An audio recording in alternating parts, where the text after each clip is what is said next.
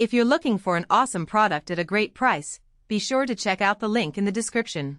In a significant geopolitical development, France and 14 other nations have jointly issued a declaration signaling a potential wave of recognitions for an independent Palestinian state. The announcement, spearheaded by French Foreign Minister Jean-Noël Barrot and published in the New York Call, indicates that several countries, including Canada, New Zealand, and Australia, may recognize Palestine in the coming months. The statement highlights that the signatory nations have already recognized, have expressed the willingness or the positive consideration of our countries to recognize the state of Palestine.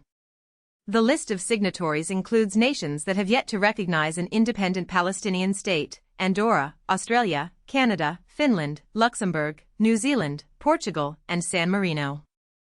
It also features countries that have already done so: Iceland, Ireland, Malta, Norway, Slovenia, and Spain.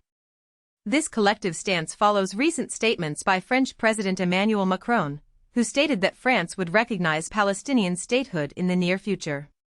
This declaration was released before the conclusion of a three-day United Nations conference focused on revitalizing the two-state solution for the Israeli-Palestinian conflict. The states involved reaffirmed their commitment to a vision of two democratic states, Israel and Palestine, coexisting peacefully within secure and recognized borders.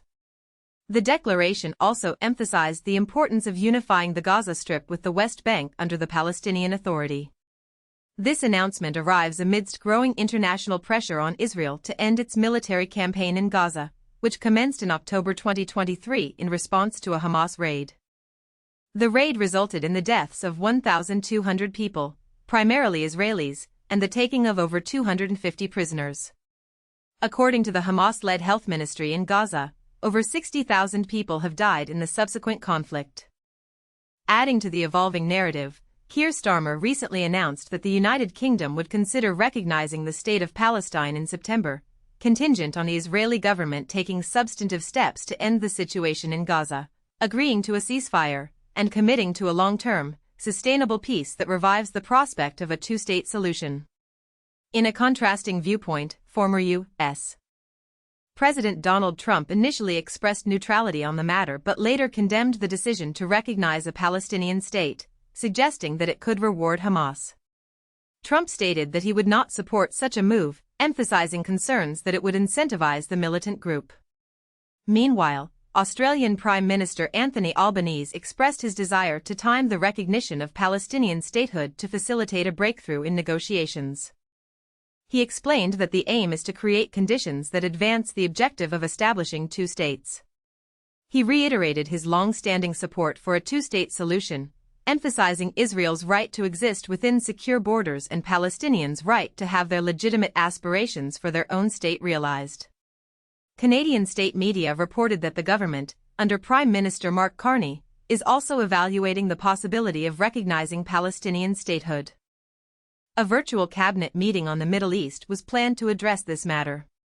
Israel's ambassador to the UN, Danny Damon, strongly condemned the declaration, asserting that it prioritized hollow statements over efforts to secure the release of hostages held by Hamas. Damon accused the participating countries of hypocrisy and wasting time that legitimizes terrorism and hinders any potential regional progress. He stressed that those genuinely seeking progress should unequivocally demand the immediate return of all hostages and the disarmament of Hamas.